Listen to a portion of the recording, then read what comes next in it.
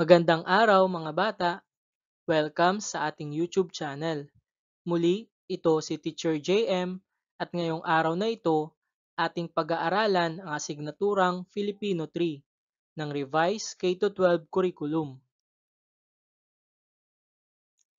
At ang ating paksang pag-aaralan sa araw na ito ay tungkol sa pang-ukol.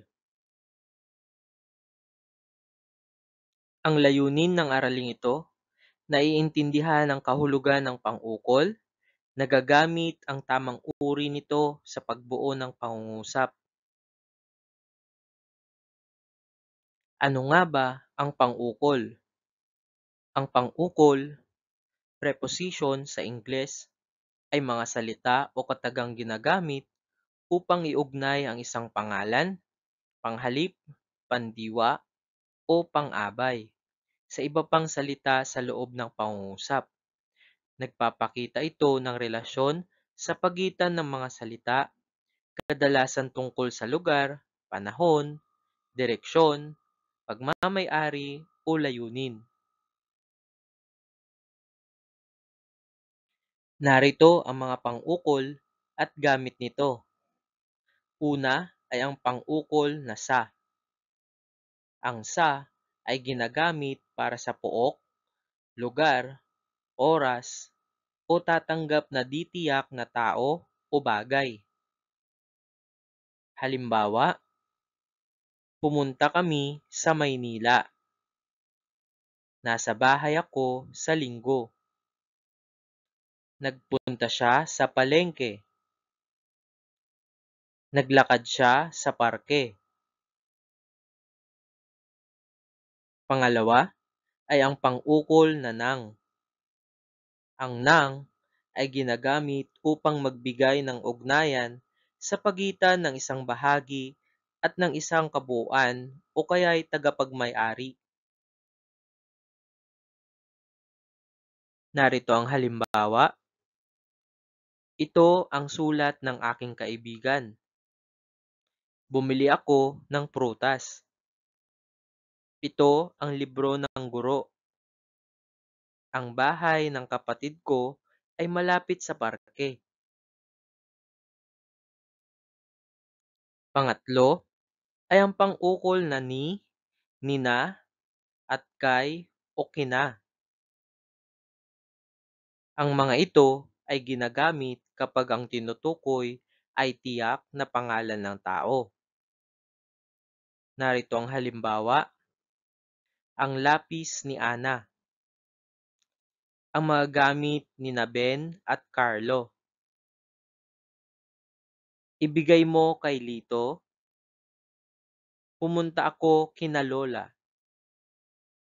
Nagbigay siya ng regalo kay Ana. Pang-apat ay ang pang-ukol na para sa at para kay. Ang para sa at para kay, ito ay ginagamit upang ipakita ang layon o pinaglalaanan ng kilos ng pandiwa. Narito ang halimbawa. Ang pagkain sa mesa ay para sa bisita. Ang regalo ay para kay nanay. Ang liham ay para sa guro. Ang bulaklak ay para kay Maria.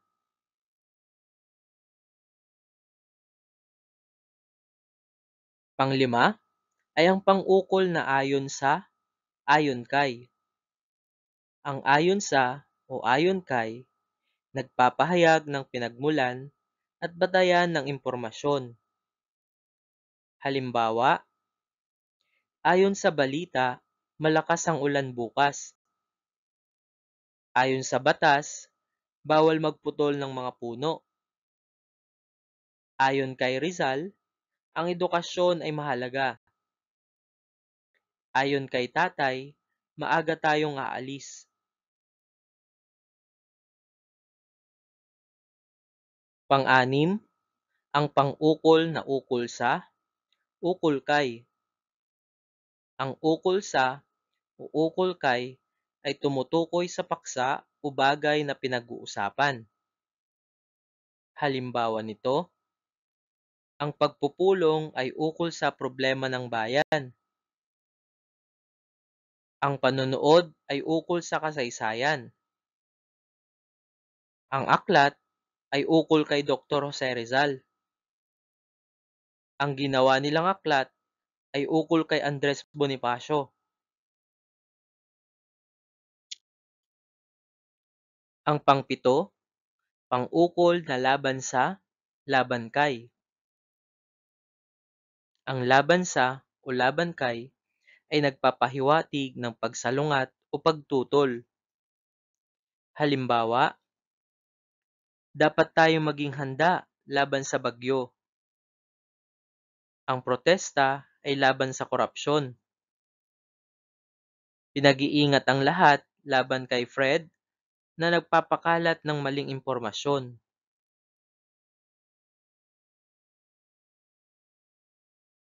Ang pangwalo ay ang pang-ukol na alinsunod sa, alinsunod kay. Ang alinsunod sa o alinsunod kay ay pagsunod sa tuntunin, utos o patakaran. Halimbawa, alinsunod sa batas, bawal magtapon ng basura. Ang paggawa ng gusali ay dapat alinsunod sa plano ng arkitekto. Pangatlo, dapat nating sundin ang panuto alinsunod kay Ginang Santos.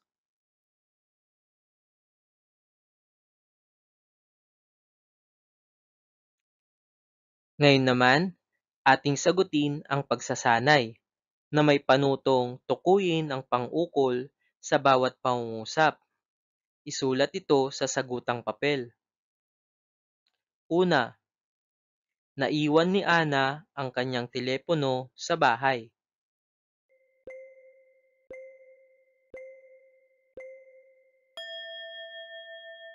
Tama, ang sagot ay ni.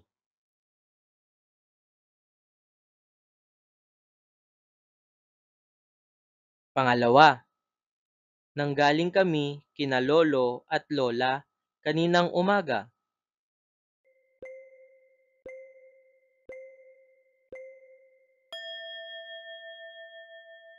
Magaling, ang wastong sagot, kina.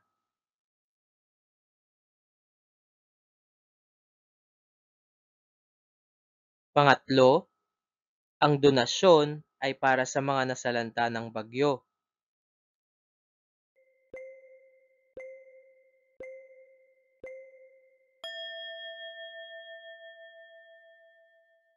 Mahusay, ang pang-ukol ay para sa.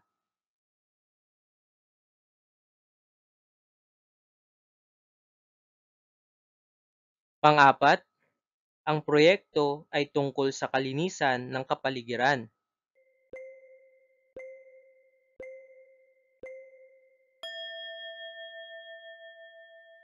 Tama, ang pang-ukol ay tungkol sa.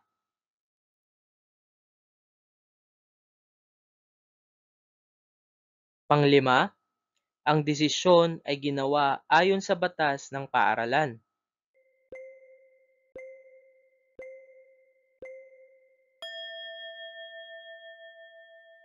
Mahusay, ang pang-ukol ay ayon sa.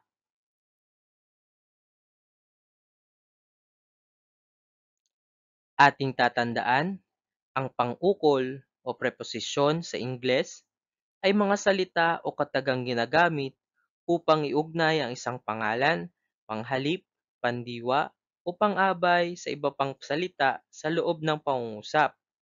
Nagpapakita ito ng relasyon sa pagitan ng mga salita, kadalasan tungkol sa lugar, panahon, direksyon, pagmamay-ari, o layunin.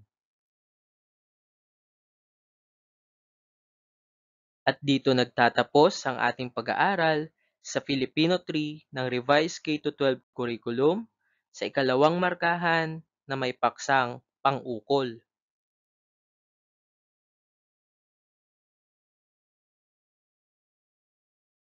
Maraming salamat sa inyong pakikinig.